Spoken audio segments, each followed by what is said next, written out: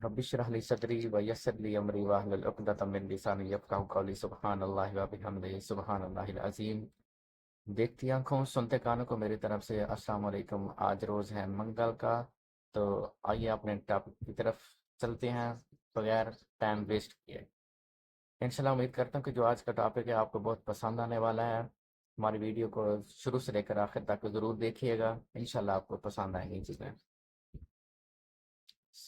सबसे पहले जो एक शुरुआत करते हैं वो शेर के साथ करेंगे। शेर कुछ इस तरह से है कि माँ की दुआ में जो असर होता है, माँ की दुआ में जो असर होता है, बंद दरवाजे भी खुल जाया करते हैं। उसके लब हिलते हैं तो अर्श हिलता है, उसके लब हिलते हैं तो अर्श हिलता है। माँ जो रब से मांगे तो मुकद्दर बदलता है। यकीनन आपने शेर के जरिए पहचान लिया होगा आज हमारे टॉपिक का जो उन्वान है वो है माँ।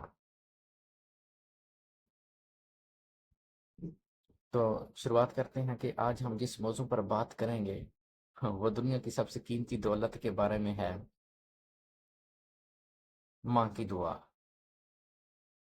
जैसा कि हम सबको भाइयों और बहनों इल्म है कि हम में से अक्सर लोग अपनी जिंदगी में परेशानी, नाकामी, गुर्बत, बीमारी या बेसुकूनी का शिकार होते हैं। हम दौड़ते हैं, लोगों से सिफारिशें करवाते हैं, वजीरों से लेकर आमलू तक सबके दर पर जा बैठते हैं, मगर जिस दरवाजे पर सबसे पहले जाना चाहिए था, क्या हम कभी गए हैं?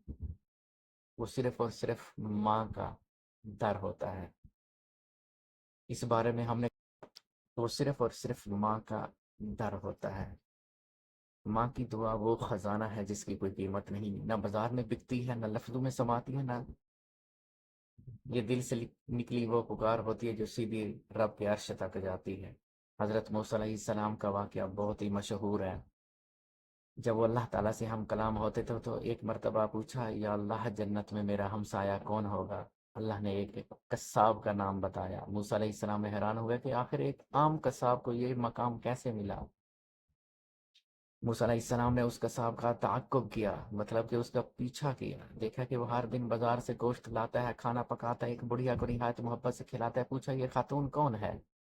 कसाब ने जवाब दिया, ये मेरी माँ है। मूसा अलैहिस्सलाम ने फरमाया, तुझे जन्नत का हमसाया इसलिए बनाया गया क्योंकि तेरी माँ तुझे हर रोज दुआ देती है, या अल्लाह मेरे बेटे को जन्नत में नबियों का हमसाया बना दे।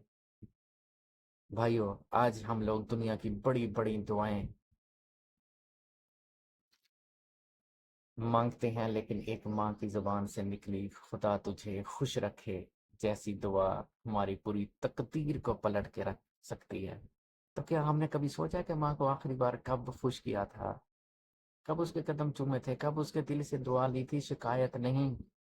रसूलुल्लाह सल्लल्लाहु अलैहि वसल्लम का फरमान है कि माँ के कदमों के नीचे जन्नत है। तो जो माँ के कदमों को नहीं पकड़ता वो जन्नत की तरफ कैसे जा सकता है? चलो आज ये नियत करें कि हर दिन माँ के लिए मुस्कुराएंगे, उसके काम आएंगे, उसके दिल से एक दुआ जरूर लेंगे, क्योंकि माँ की वो ताकत है जो जमीन वालों को आसमान तक पहुंचा सकती है।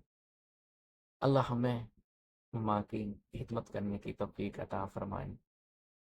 और जिनके वालिदैन इस दुनिया जहां से रुखसत हो गए हैं, विशाल फरमा गए हैं, अल्लाह पाक उनको जन्नतुल फिरदौस में आला से आला मकाम अता फरमाए। अल्लाह पाक हम सब का हामी और नासिर हो।